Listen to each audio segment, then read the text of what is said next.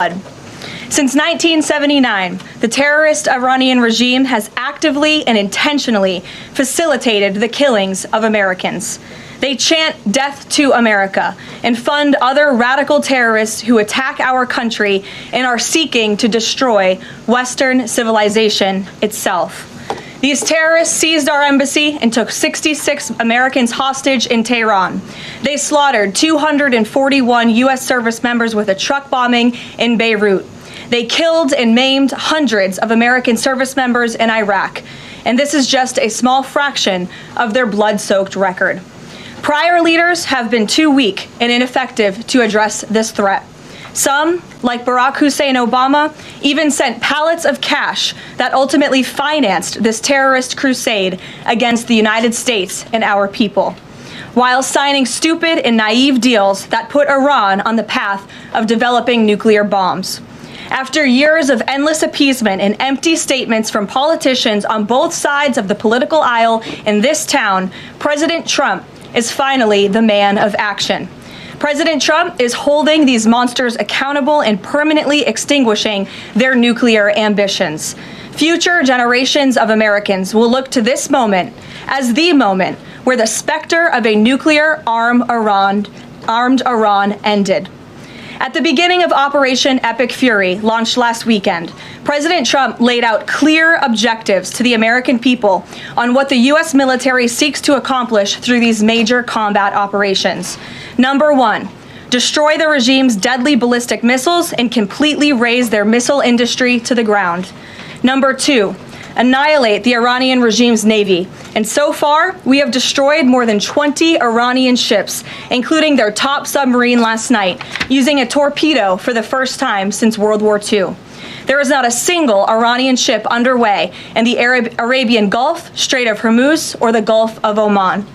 Number three, Operation Epic Fury will ensure the regime's terrorist proxies in the region can no longer destabilize the region or the free world and attack our armed forces. And thus far, Iran's proxies are hardly putting up a fight. Number four, this mission will guarantee that Iran can never obtain a nuclear weapon. It's safe to say that thus far, Operation Epic Fury has been a resounding success. American forces have struck more than 2,000 targets, destroying hundreds and hundreds of ballistic missiles, launchers, and drones. As the Department of War said this morning, we expect to have complete and total dominance over Iranian airspace in the coming hours, clearing the skies for our brave warriors to continue achieving these noble and long sought-after objectives. There's been a lot of misreporting and intellectual dishonesty from the American media on why President Trump decided to launch this operation. So let me remind you, Operation Midnight Hammer, which took place last June, obliterated Iran's 3 major nuclear sites. Yet the terrorist Iranian regime has remained fully committed to rebuilding its nuclear program. How do we know this? Because Iran has pursued this path of war and violence despite President Trump dispatching 2 of his top and most trusted negotiators to engage in exhaustive and good faith negotiations to try and reach a deal. And the world knows this president's preference is always peace and diplomacy first. Look no further than the 8 additional global conflicts he has ended in the past year as proof. Unfortunately, the terrorist Iranian regime refused to negotiate in good faith. They chose this path of violence and destruction, and they are reaping the consequences of their horrible decision. The regime did what they always have done. They lied, they delayed, they tried to string the United States of America along. They wanted to buy themselves time to continue building ballistic missiles and other deadly weaponry that could harm our U.S. personnel and troops in the region, and to continue aggressively pursuing their unacceptable nuclear ambitions. U.S. negotiators offered to lift crippling sanctions on Iran and even provide nuclear fuel to Iran at no cost to support a civil nuclear power program. They additionally had the opportunity to accept U.S. support as an investor in potential projects to develop peaceful nuclear energy together under a mutually agreed-upon framework. Yet in response, Iran would have to forfeit their enrichment capacity once and for all. But Iran rejected. They accepted none of these generous and unprecedented offers by the United States. Simply put, they refused to say yes to peace. and their refusal made clear that their #1 priority was building a nuclear weapon with which to threaten the United States of America. Again, the country they have been chanting death to for nearly 5 decades. Let me state this again clearly. Iran rejected the path of peace because the terrorists in charge of this regime wanted to build nuclear weapons to use against Americans and our allies. President Trump made the determination, a courageous determination and decision, that the path the United States was on with Iran had only one outcome: massive death and destruction at the hands of a nuclear-armed terroristic regime. That path of death and destruction and threats against the American people have ended with Operation Epic Fury. Operation Epic Fury has forged a new path that will better ensure the security of the United States and our people. The terrorists made a bet that President Trump would be like many of his predecessors, that he would just talk and he would refuse to enforce his clear red lines. But that has proven to be a catastrophic error in judgment.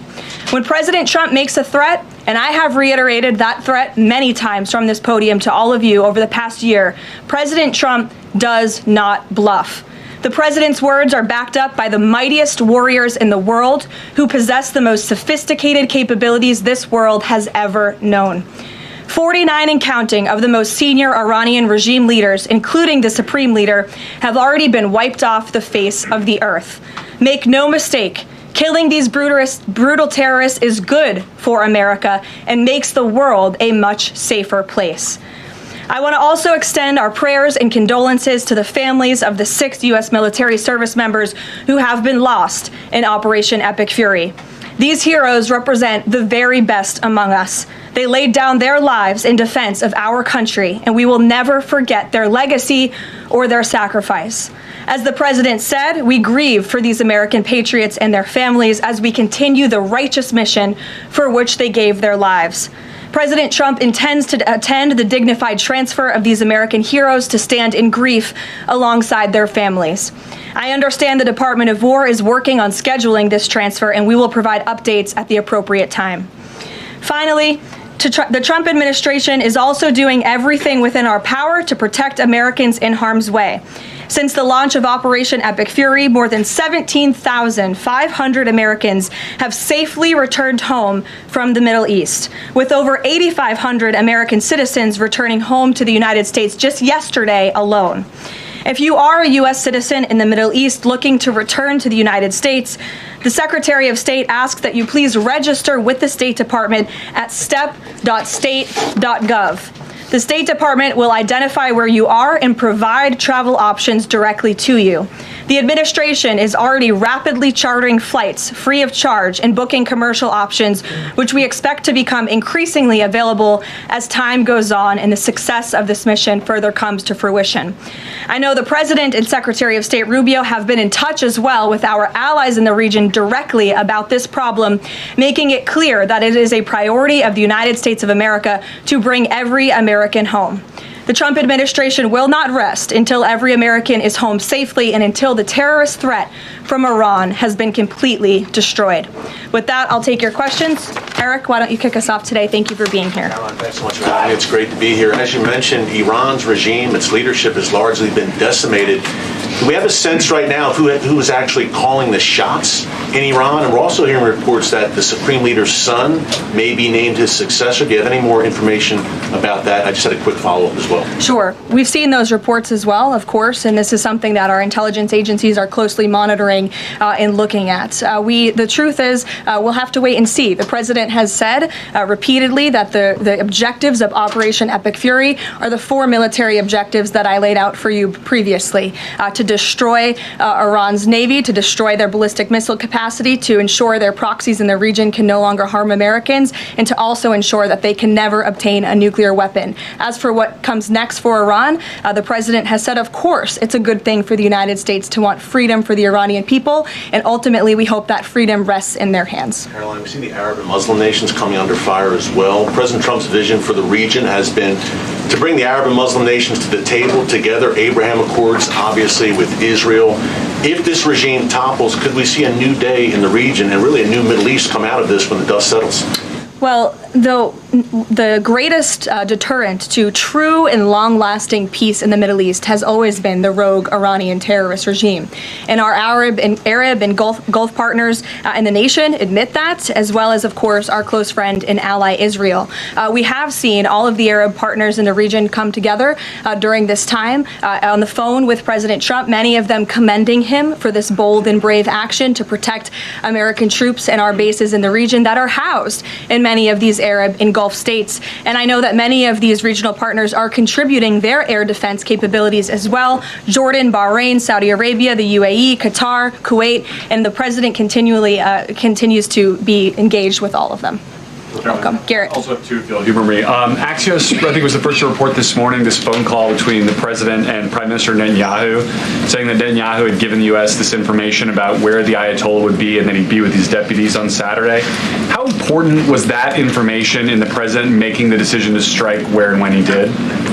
I think it was important with respect to the timeline, but I think the president, prior to that phone call, had a good feeling that the Iranian regime was going to strike the United States assets and our personnel in the region. And the president was faced with a choice. Does the United States of America use our military and our capabilities to strike first, to take out this threat that has been threatening our country and our people for 47 years, or is he going to, as commander-in-chief, sit back and watch as the rogue Iranian regime attacks our people in the region? That's obviously an unacceptable decision. For the second choice there is unacceptable to the president, which is why he made this decision.